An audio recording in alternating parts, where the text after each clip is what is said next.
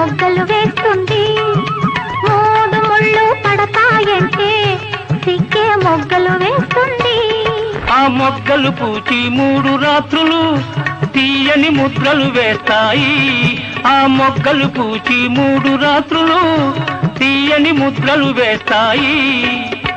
కన్నులు 4 కలిశాయంటే పున్నమి వెన్నెల కాస్తుంది. వెన్నెల 4 వారాలైనా తరగని వెలుగై ఉంటుంది. మబ్బులు 2 భేటీ అయితే మెరుపే వస్తుంది. మనసులు 2 పేటీ పడితే వలపే పుడుతుంది.